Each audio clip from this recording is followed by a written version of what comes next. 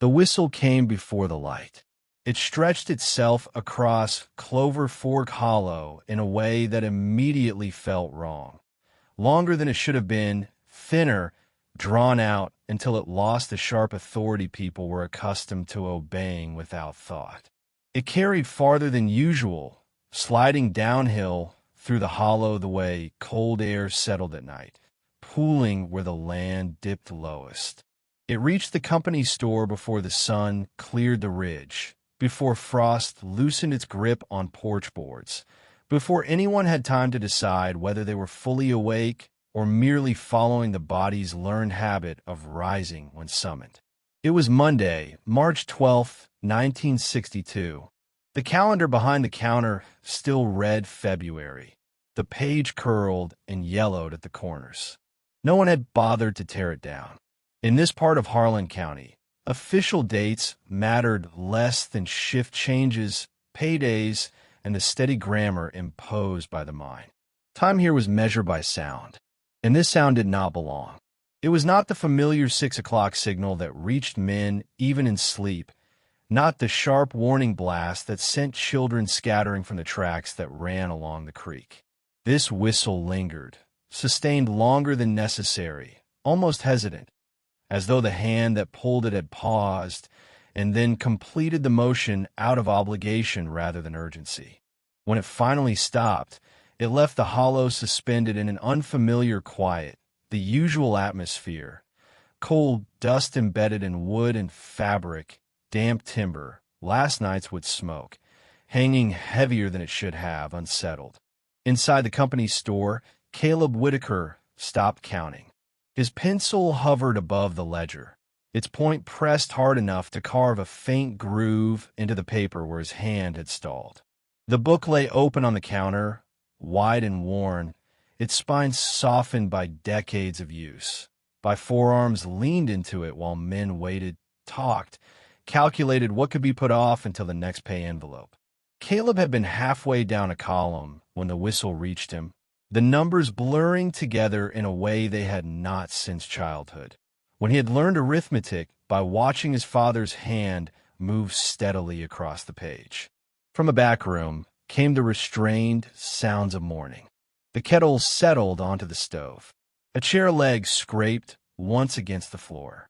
Ruth moved carefully, as she had learned to do over more than 20 years, allowing silence after certain sounds, not rushing to fill it. Outside, the road remained empty. No boots struck gravel. No voices carried ahead of men walking together toward the tipple. The bell above the door did not stir. Caleb lowered the pencil and completed the line. Hensinel, flour, lard boots used. He underlined the entry once, firmly, not to close the account but to hold it in place. Then he turned back through the pages, Saturday, Friday, Thursday, letting the accumulation of names settle before him. Henson, Miller, Rife, Callahan. The same families recurring week after week, bound by marriage, obligation, and the narrow geography of the valley. Most owed him something.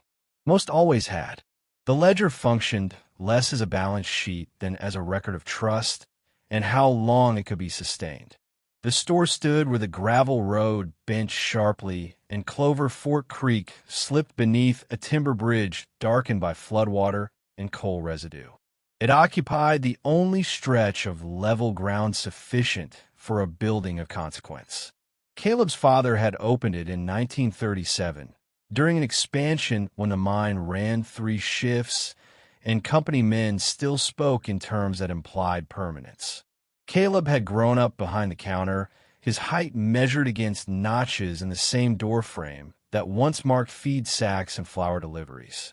He learned numbers not in school alone, but by watching how accounts expanded and contracted with the seasons, understanding early that in a coal town, figures often represented postponement rather than settlement. He knew the weight of a pound of beans by feel. He recognized the sound the cash drawer made when it held enough currency to matter. And he knew the whistle. Everyone did. It regulated time, divided the day into survivable portions: work, rest, sleep. Sometimes it announced trouble, a roof fall, a fire, a man carried out, but even then it belonged to a language the hollow understood. This morning, it was speaking something else. Caleb stepped onto the porch and pulled his jacket tight.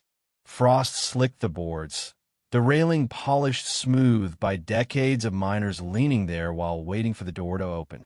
From that vantage, he could see upriver, where the steel framework of Clover Fork number 3 rose against the pale sky.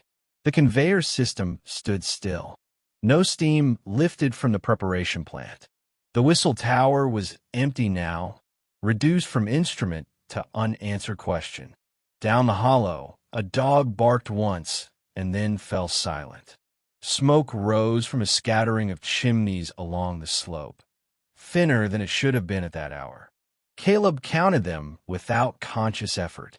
Fewer than the previous winter. Fewer even than a month earlier.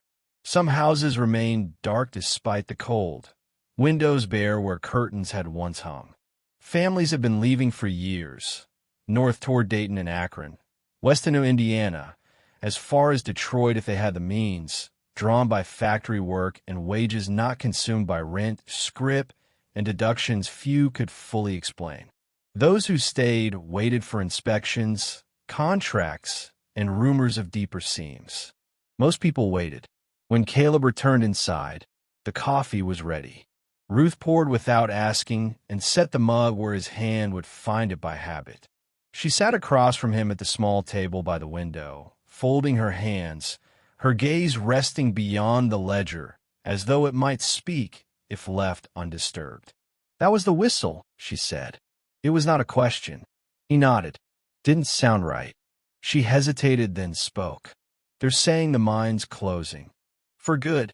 She nodded once. "For good. They've said that before."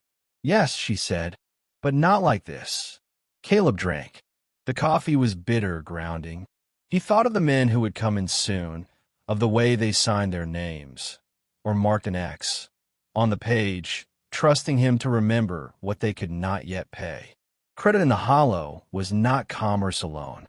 It was an agreement that functioned only as long as wages continued to arrive. The bell rang shortly after the sun cleared the ridge.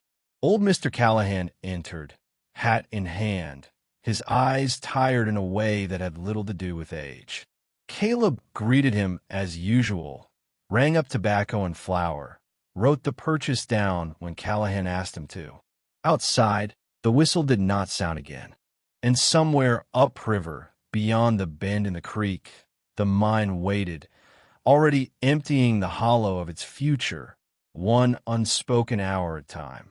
By mid-morning, Clover Fork Hollow had begun to reorganize itself around the absence of sound that did not return. There was no panic. Panic had a recognizable shape in places like this. A door flung open, a woman running uphill, men scattering when a single word cut through the air near the mine entrance. Fire, fall, trapped. What settled over the hollow, instead, moved slowly, almost patiently. It advanced the way damp did, seeping rather than striking, working its way into wood and bone. Caleb recognized it not through any single event, but through small deviations from habit. Boots scraped the porch boards with less force. The bell above the door rang and seemed to linger after customers passed through. Men entered the store one at a time, rather than in pairs, as if they preferred not to be seen arriving with the same need. The first 3 men Caleb saw that morning were known to him beyond names. He had watched them grow from boys into miners, measuring time by their changing postures and the gradual set of their shoulders. They arrived separately, each pausing just inside the doorway, waiting for the door to close behind them before speaking, as though the air inside the store required adjustment. The familiar smells, coffee, kerosene, flour dust, sweet feed, had not changed, yet they behaved as if the rules governing the space had shifted overnight. "Morning," Caleb said, because the word still served as an opening. "Morning," they answered quietly. None of them moved toward the shelves. Instead, they gathered near the stove, palms angled toward heat that had not yet fully settled into the iron. Jesse Rife pulled his gloves on and off, unable to decide whether to keep them. Harlan Miller's gaze drifted to the shelf of canned milk, lingered, then turned away again, as if acknowledging it might require a decision he was not prepared to make. Their conversation circled itself. Weather. The creek running high for March. A boy with a cough that refused to clear. Each sentence ended with a pause, an unspoken question left suspended. Caleb responded the way he always did when the Hollow entered this particular state, by working. He lifted sacks, tore paper from a roll, weighed sugar into a cone, and twisted it shut. He listened without appearing to listen. They shut the belts down, Jesse said at last, his voice low. Caleb did not ask who had shut them down. Since last night, Jesse added, as though the detail required confirmation. Harlan gestured toward the window, toward the bend upriver. No steam from the boiler house, he said. Not since before daylight. Ray Callahan, Jonah's nephew, added, L&N freight came through just after sunup. Didn't slow. That mattered. The trains did not belong to the Hollow, but they had long served as its measure. When they slowed, coal was being loaded. When they passed through at speed, it meant the world beyond the ridge no longer required what this place produced. Caleb placed their purchases on the counter, coffee, tobacco, flour, a small sack of beans, and named prices that had begun to feel abstract. Jesse counted out quarters and nickels with care. Harlan followed. For a moment, Caleb thought payment might actually be completed. Then Harlan's hand stopped. He looked at the coins as if encountering them without context. Put on the book, he said. Caleb nodded, took up the pencil, and wrote. The scratch of graphite sounded louder than usual. The men watched the movement of the pencil, not the way they watched money, but the way they watched a door closing. When the bell rang again, Ruth emerged from the back room and took her place behind Caleb. She did not speak. She watched faces. She always did. The day refused to settle in a pattern. Customers arrived without regard to hour. A man Caleb normally saw only near Christmas bought a sack of feed, as if livestock might suddenly require sustaining. Two women entered together, hair pinned neatly, cheeks flushed from the cold, and asked the price of flour they had purchased from the same shelf for years. When Caleb answered, one of them blinked several times, focusing on nothing. Late in the morning, a boy ran past the window too quickly for the hour, coat unbuttoned, shoes striking the road hard. Caleb recognized Tommy Henson, 13. He did not slow for candy. He did not glance toward the store. He ran as though sent, carrying something that could not wait. Ruth followed him with her eyes. Something's happened, she said quietly. Caleb did not answer. He felt the shift already, the movement from rumor toward formal bad news. At noon, Frank Delaney entered. It was the first time Caleb had seen the foreman without his hard hat in daylight. Without it, Frank looked less official, more exposed. His coat hung awkwardly, his collar misbuttoned. Stubble darkened his jaw. He stopped just inside the door, then walked directly to the counter. He did not reach for coffee. They're calling it, he said. The words required time to register. End of the month, Frank added. Maybe sooner. They were boxing files when I left. Ruth's hand rested lightly on Caleb's shoulder, not urging, not gripping. Simply present. You sure? Caleb asked. Frank nodded. Inspector signed off Friday. They're not fixing what failed. Cheaper seams elsewhere. Virginia? Ruth asked. Frank shrugged. Could be. Cumberland Way. Could be farther. Doesn't matter. They're finished here. The word finished altered the balance of the room without changing its appearance. The shelves remained stocked. The clock continued its patient ticking. The stove expanded with heat. But the words settled between them with the weight of something set down and not meant to be lifted again. "What about the houses?" Ruth asked. Frank exhaled. "No word yet. You know how it goes." He glanced toward the hollow. "They'll send notices, deadlines, clipboards." After a pause, he added, "If you've got family north, best to write now." He unfolded a typed sheet and placed it on the counter. Caleb did not open it immediately. Frank straightened, as though the warmth had grown uncomfortable. "I'm sorry," he said and left. The bell rang. The door closed. The hollow absorbed him. Caleb unfolded the paper. It stated, in plain administrative language, that operations were suspended, that employees were to await further instruction, that final pay would be issued according to schedule, that inquiries should be directed to an office well beyond the valley. It mentioned no houses, no school routes, no whistle. It read like a decision made at a distance. Ruth read over his shoulder. When she finished, she turned away. The kettle rattled as she set it down with more force than necessary. The afternoon diminished in a controlled way. Women arrived with lists folded small. They asked for staples, flour, beans, salt, lard, items that could be rationed. Luxuries went untouched. Some paid in cash, saved in jars over years. Others began sentences they did not finish. Caleb nodded before they could speak. "Put on the book." Each repetition sharpened Ruth's silence. Mary Lou Rife entered near 3, her daughter gripping her skirt. Mary Lou's face still carried traces of youth, now tightened by strain. She placed a sack of sugar and a box of matches on the counter. "My husband's up the road," she said. "They said the pay might be late." "We'll manage," Caleb replied evenly. She nodded. "If we leave, Mr. Whitaker, I'll pay you."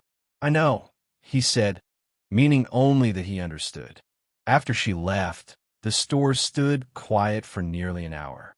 Caleb checked stock he already knew by memory. He began an order list, then stopped, recognizing the assumption it contained.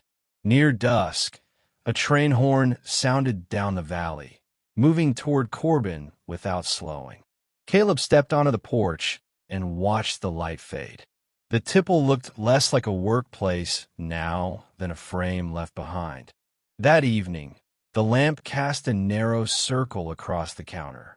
Ruth stood beside him as the last customers came and went. A man bought kerosene with loose change. A boy returned a soda to the cooler. When Caleb turned the sign to closed, the quiet that followed was heavy. Ruth latched the door. Caleb totaled the day's accounts carefully. The figure exceeded anything he had recorded outside emergencies. Ruth asked how much. He told her. "And that's just today," she said. They sat by the window, coffee gone cold. Lights flickered on in the remaining houses. Somewhere, a radio carried voices from far beyond the ridge. Caleb thought again of the whistle, how it had lingered, how the day had continued regardless, how men had come asking, with their eyes for time. He understood then that credit here was not commerce. It was agreement. It was the collective decision to behave as though the ground were still firm. And the ground had begun to move. The week did not conclude in the manner weeks were meant to conclude. It did not arrive at Friday and close itself with a familiar sense of containment, the subtle relief that came from knowing something had ended cleanly. Instead, it loosened incrementally, each day releasing another small restraint that habit had once held in place. What unraveled did so without spectacle. Nothing snapped. Nothing collapsed outright. The hollow simply lost its tension, thread by thread. On Tuesday morning, March 13th, 1962, the men still went up the road.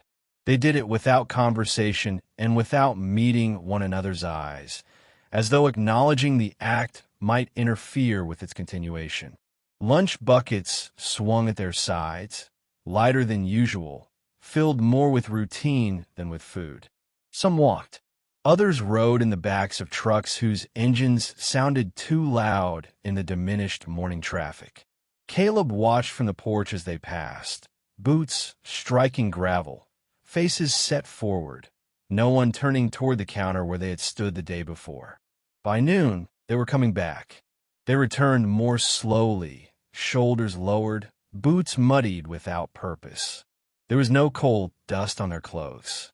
No heat rose from them despite the cold. Someone said the belts had stopped shortly after dawn.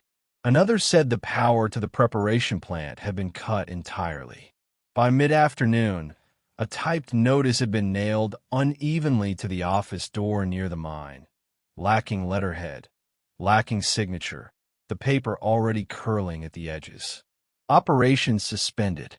Employees to await further instruction.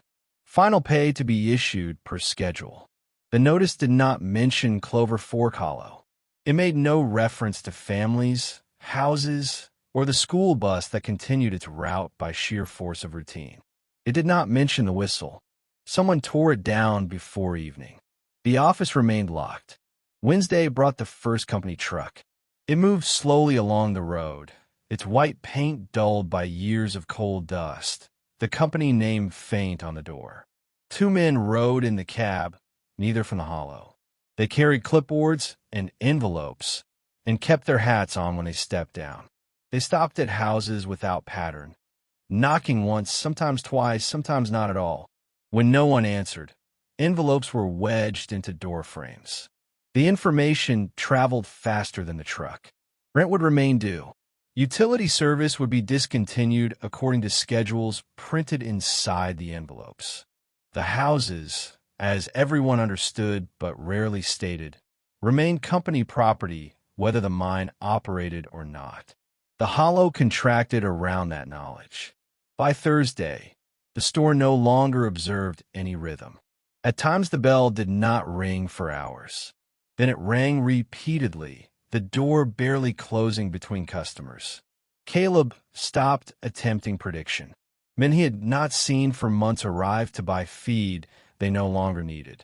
Women entered with children kept close, fingers resting constantly on shoulders or hair, as though restraint itself had become necessary. Caleb kept the ledger open. The pencil seldom left his hand. He wrote names from memory and amounts that tightened his jaw. Each entry functioned as delay rather than solution, an attempt to prevent collapse from arriving all at once. Ruth did not comment, but her movements changed, slower, more deliberate, as she res-tacked shelves and straightened boxes that would not be sold. On Friday, the pay arrived. It came in envelopes thinner than expected. Some men received them. Others did not. No explanation accompanied the distinction. Those who were paid stayed afterward, folding and unfolding their envelopes, as though careful handling might extend what lay inside. Those who were not paid entered empty-handed, their attention fixed on the counter, on Caleb, on the open ledger. "That's all they gave us," one man said, sliding a small sum forward without yet stating his need. Caleb nodded. He rang up bread, beans, and coffee, and recorded the remainder. That evening, after closing, Ruth spoke. "You can't keep doing this," she said. Her voice carried exhaustion rather than challenge. Caleb sat at the table with the ledger open, the lamp turned low. "I know. You can't carry the hollow," she said. "Not on paper." "If I stop," he replied, "it breaks faster. It's going to break anyway." They remained there, neither argument altering the fact. The first family left the following Tuesday. They did not announce it. They did not enter the store. Caleb heard the truck before he saw it, the engine echoing unnaturally in the hollow. It passed just after daylight, a mattress tied down with rope, a table leg jutting at an angle. Two children sat in the back, knees drawn up, watching houses slide past. By midday, the house at the bend stood open. By evening, it had already been entered. Vacated spaces were claimed quickly. Departures followed without pattern.